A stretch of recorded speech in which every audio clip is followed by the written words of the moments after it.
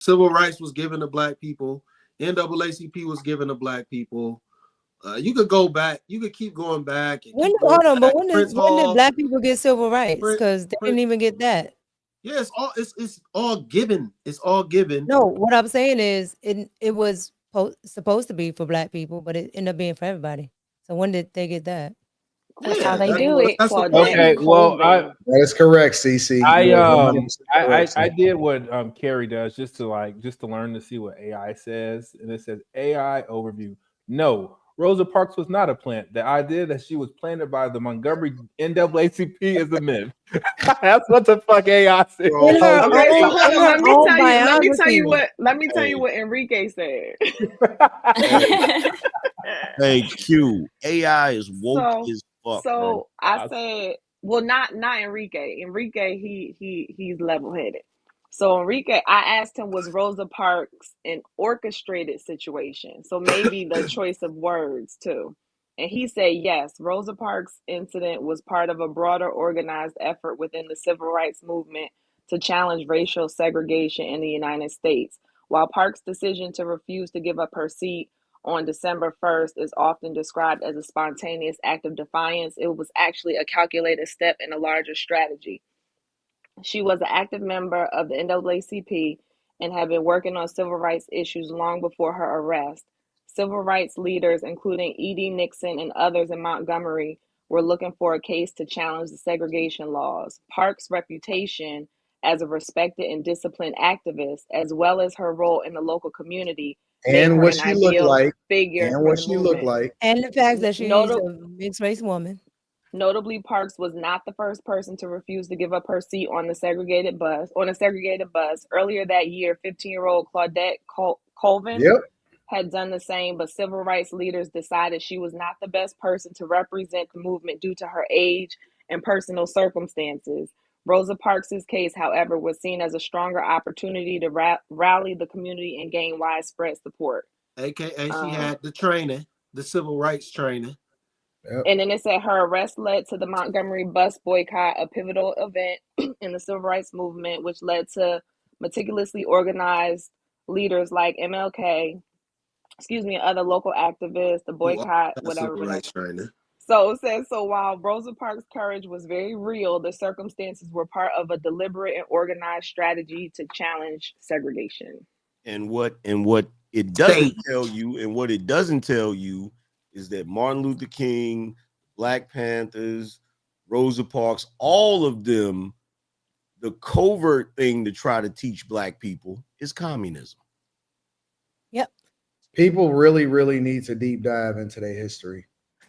Like they really need to. When you study Malcolm X, don't just look at the movie with Denzel Washington. Go read the book that his daughter wrote.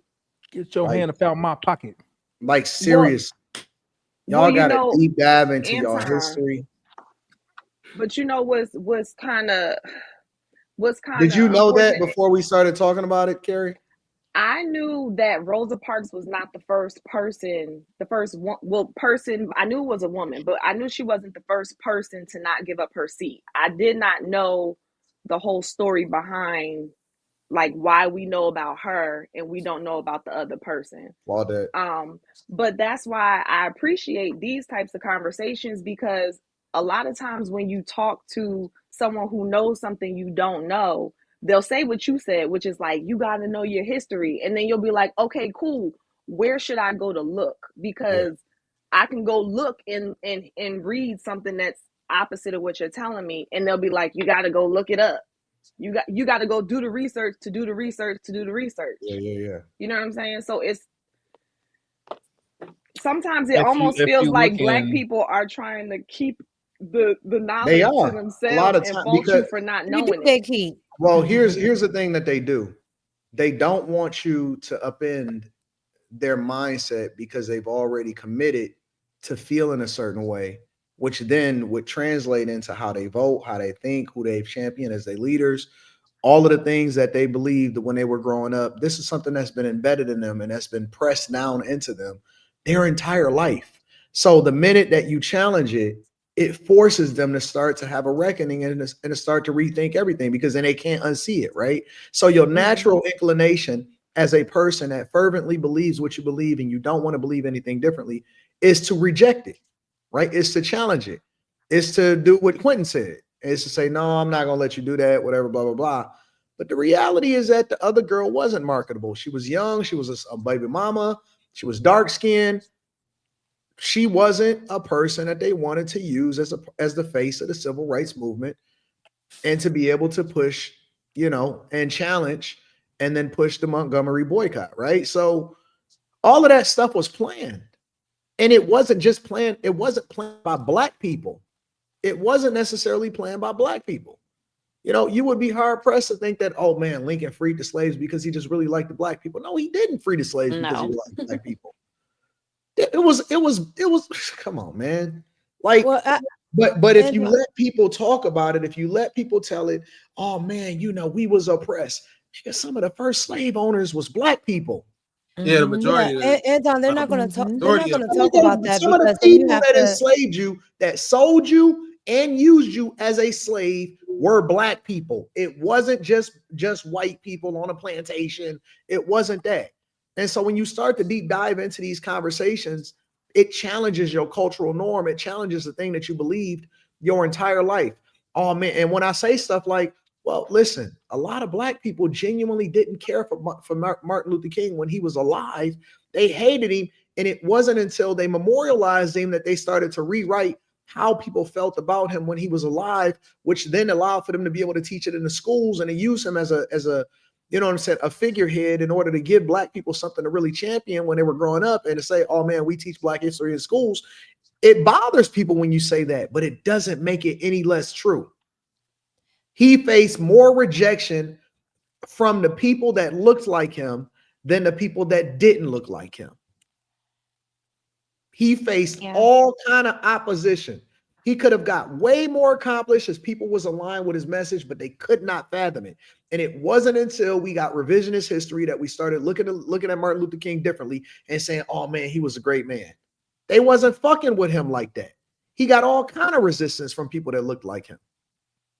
But probably most of them knew. Oh no, that's not okay. Believe what the fuck you want to believe, but I know that your inclination naturally is to reject it first. As long as I planted the seed that will force you at some point to reckon with yourself, or at least get curious about the possibility of what if. Maybe I'm wrong, but it shouldn't stop you from doing the research yourself. No, I agree with you on that part. One of the other things that becomes interesting to me though, when you're talking to people who are adamant about you learning your history, is like, okay, so once I go learn it, then what? Like, I find that some of the most knowledgeable, let me not do my air quotes, some of the most knowledgeable people on our history, when I ask that I've met, when I ask, okay, so then what do I do after that? What's the solution we're solving for? The problem we're solving. What do you want to have happen after that? It's like, wait till you go do your research or your history. No. It's an intention. Or just let me.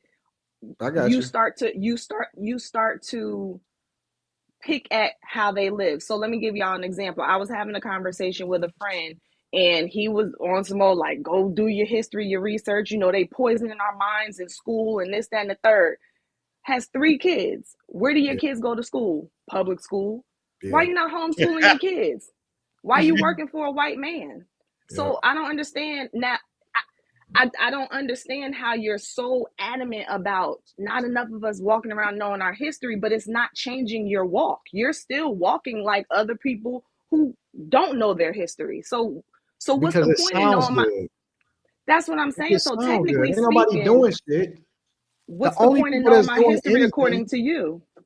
Not that I don't know the reason, but you know what I'm saying? Like, so therefore, why should no. I'm saying, so therefore, if knowing my history is not going to make me change anything substantial, because it didn't make you change anything substantial, then now tell me why I should know my history, because you're still walking like a person who doesn't know their history.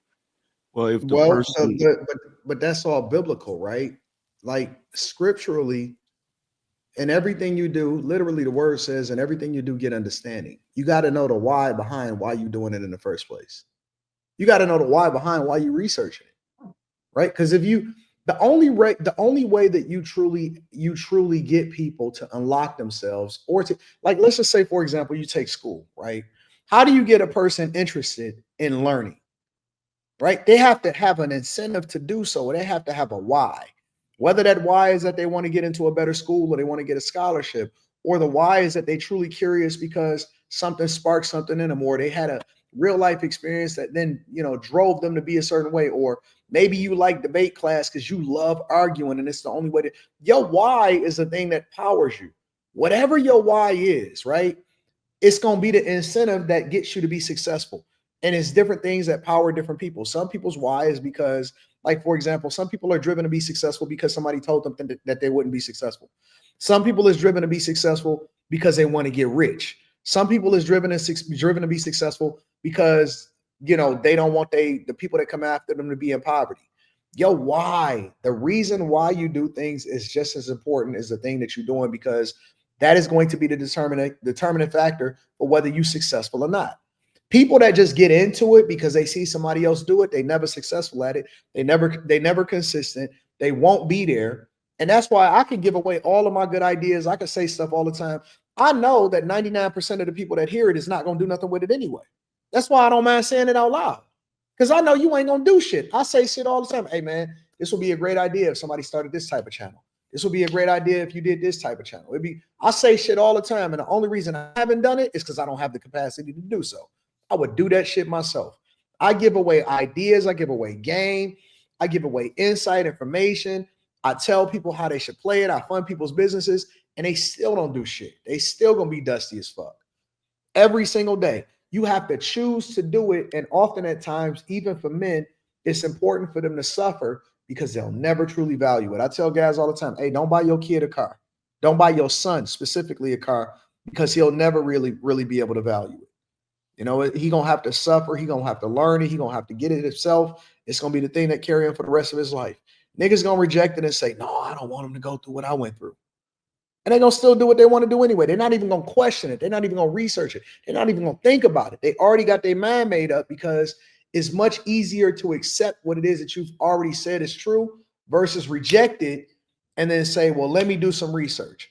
I seen your transformation throughout the whole election cycle. First, you got curious, then you start looking a little crazy, then you start relating it back to the thing that you actually liked about RFK Jr., and you start doing some research, then you start getting rejection from your family, which then pushes you further into researching exactly what it is and it ain't. And the people that see your transformation, they're going to reject you because it challenges their cultural norm and a thing that they've already normalized in their mind. They don't want nothing else. It's called being voluntarily ignorant. It's easier to be voluntarily ignorant than be uncomfortable with finding out what the truth is, because the truth is hard. And the more you know, the less you want to know. The more I realize how fucked up the world is, the less I really want to know about how fucked up the world is, because knowledge is a curse in a lot of instances, because it forces you to make a decision. I can operate out of ignorance and just be stupid, because I could just willy-nilly will it around. That's why people don't get tested. They don't get tested for diseases, because they don't want to know.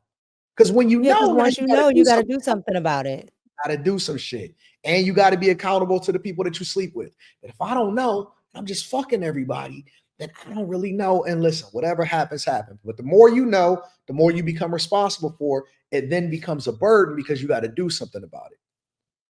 And it's the same with politics. It's the same with business. It's the same with money. It's the same with women. It's the same with anything. The more you know, the more you become responsible, which is why people want to be voluntarily ignorant. It becomes a burden. You get cursed with knowledge. You get cursed with the responsibility of having to take care of your kids. You can't just lean on an excuse and say, well, it's a system, or my mama made me this way. No, I think a lot of people like the hive mind, though, Anton. A lot of people no, that's the easy excuse. They not like that. It's an easy excuse. No, a lot of people like belonging to something. Because there's no way you can tell me. There's no way you can tell me with Enrique out here in Chat GPT land that you cannot look up the fact that everything that they're saying about Donald Trump, literally a Democrat has done. They're saying Donald Trump wants to get rid of Social Security. Joe Biden said that years ago. Mika, we have a wealth of knowledge at our hands, but Shade Room is always going to be more popular than any of this shit. Library's been empty for years. We've been wasting money on libraries for our entire lives. Niggas never went and got a library card. Ain't nobody looking. Listen, we can go and do anything we want. We can find out any piece of information. Niggas ain't reading. They not doing audiobooks. They up here trying to figure out whether or not Ace Metaphor is fucking on some hoes, as though that's gonna change their life.